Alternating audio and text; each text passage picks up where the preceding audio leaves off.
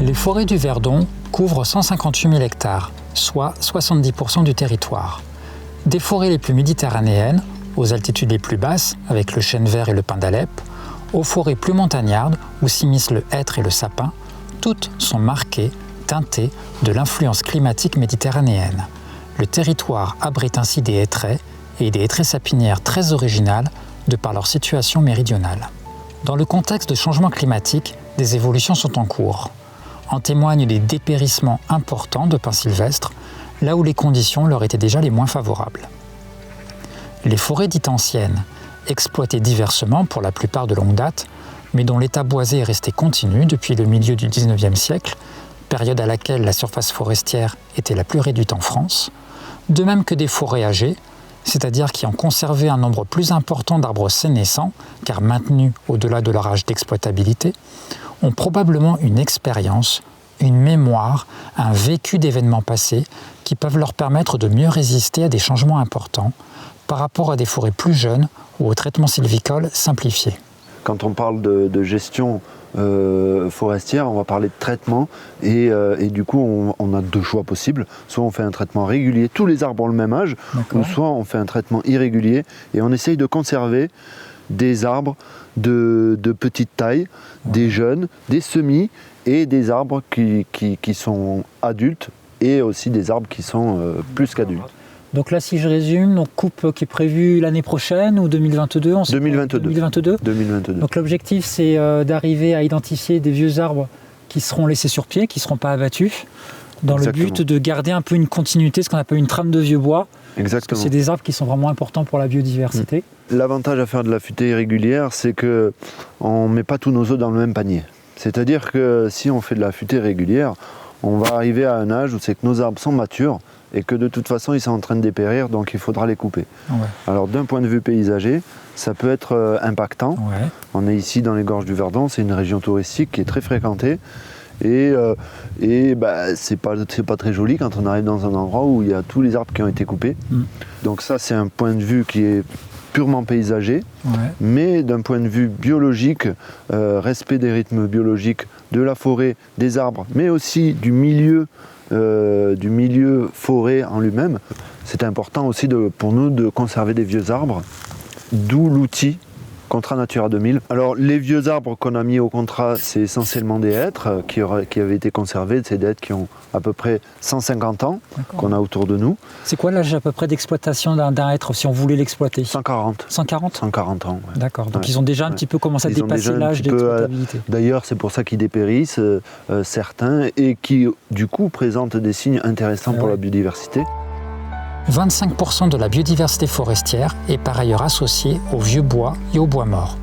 Je suis particulièrement heureux que l'on puisse mettre en avant la qualité du boisé forestier de la commune et particulièrement de la hêtraie qui aujourd'hui fait l'objet d'une réserve biologique dirigée. La hêtraie et le territoire forestier des Gorges du Verdon est très important puisque nous avons vécu sur les 3 ou 4 derniers siècles de la forêt, d'une part avec tout ce qu'on peut y trouver pour se nourrir, mais aussi parce que la commune d'Eguines particulièrement travaillait le buis que nous trouvons dans cette région.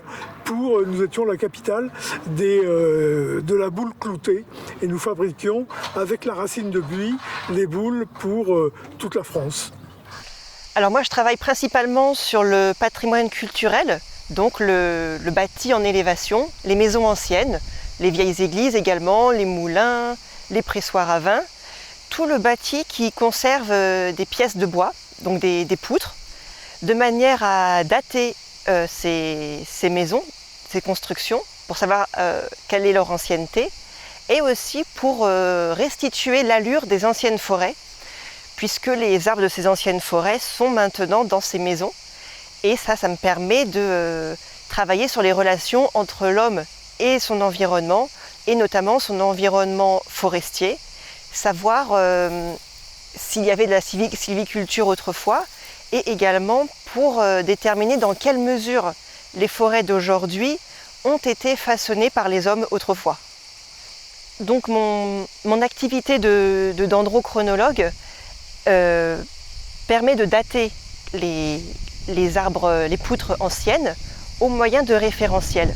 Et pour construire ces référentiels, on a besoin de travailler sur des vieux arbres vivants. Et dans ces moments-là, on collabore avec les collègues de l'ONF, puisque eux ont une très bonne connaissance des peuplements actuels et de l'âge de ces peuplements. Et ils nous renseignent précisément sur ces îlots anciens dans lesquels on est susceptible de trouver des arbres qui vivent depuis très longtemps. Aujourd'hui, là, nous nous situons donc sur un chantier forestier qui concerne un peuplement de pins sylvestres et de chênes pubescents. L'intervention sylvicole est de régénérer ce peuplement, donc en ouvrant un peu le milieu pour donner la lumière au sol pour que les graines puissent s'installer et produire de jeunes petits pins. On laisse des arbres, hein, bien sûr, au niveau des pins qui seront des semenciers pour produire des graines. On laisse aussi donc de préférence des gros arbres intéressants pour l'environnement qui peuvent présenter donc soit des petits trous créés par des pics verts ou des écorces décollées qui serviront de refuge aux chauves-souris. Les arbres morts sont également conservés.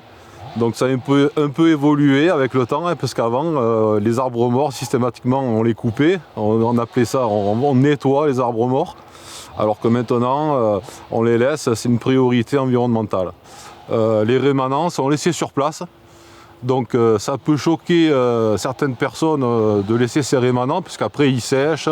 Mais il faut savoir que ces rémanents vont se dégrader et vont alimenter le sol en matière organique. Au niveau des travaux en plus, donc le porteur forestier, le tracteur qui débarde les bois, passe sur ces rémanents et évite du coup de dégrader le sol. La réserve biologique d'Eguine a une gestion particulière puisqu'on laisse en libre évolution l'ensemble des peuplements forestiers et des habitats. L'inventaire avifaunistique qui avait été réalisé avait permis de mettre en évidence avec cet habitat très propice aux petites chouettes de montagne, la chevêchette d'Europe et la chouette de Tagmay.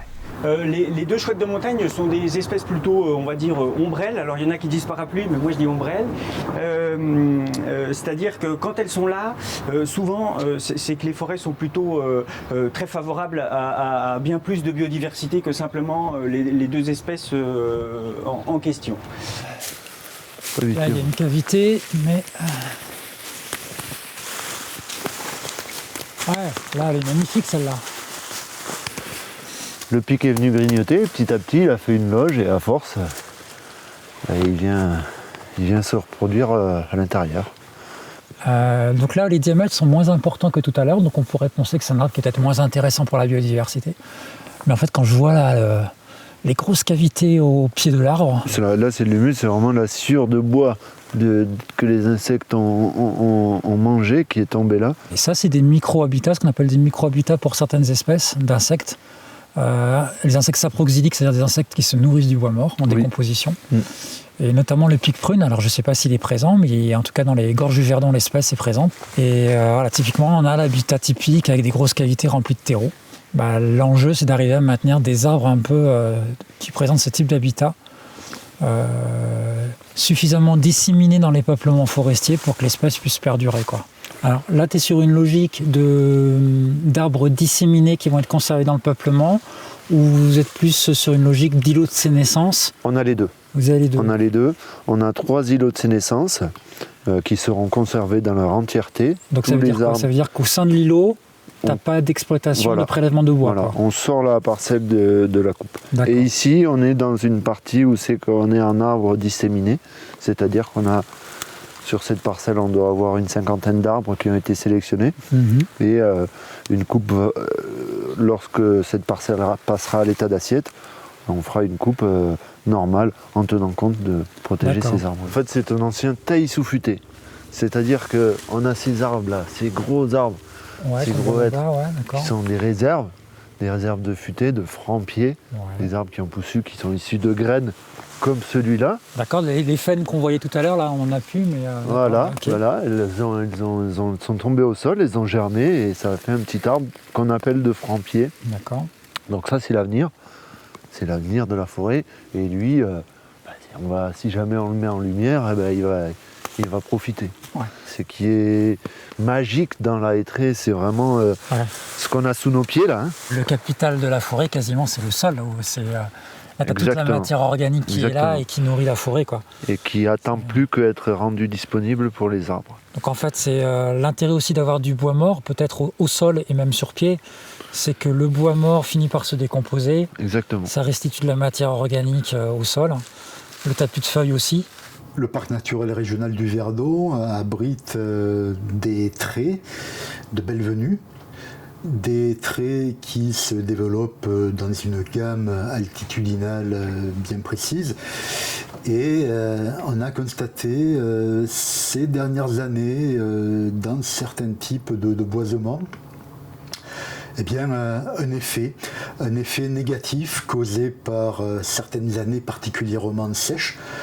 Et puis le hêtre a un petit peu souffert ces dernières années des gels tardifs, c'est-à-dire ces gels qui surviennent dans le courant du mois de mai, une fois que la croissance a démarré.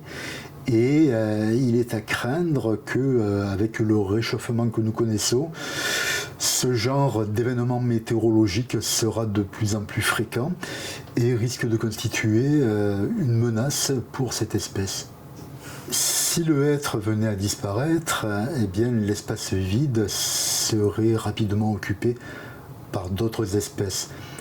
Et on peut imaginer que des espèces davantage tolérantes vis-à-vis de la sécheresse estivale, comme le pin d'Alep ou le chêne vert, s'installeraient sur les surfaces que le hêtre occupe actuellement.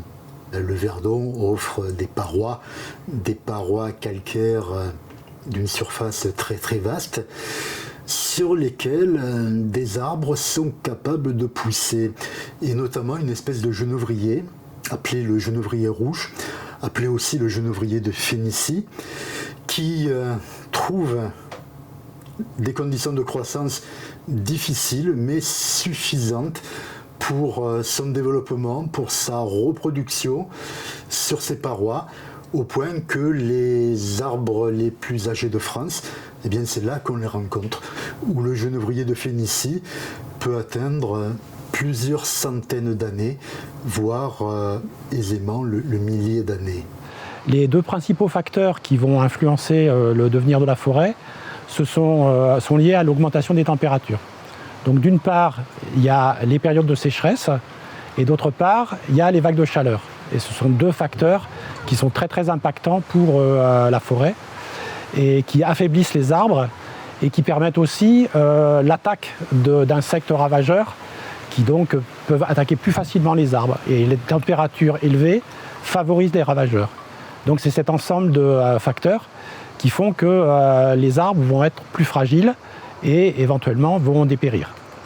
Les températures en moyenne l'hiver vont être plus élevées, mais du coup le cycle de l'arbre va s'avancer et avec les gelées qui sont toujours présentes, les gelées arrivent à un stade du développement de l'arbre et des fleurs qui sont très préjudiciables. Et donc paradoxalement, la hausse des températures augmente le risque de gel sur les arbres.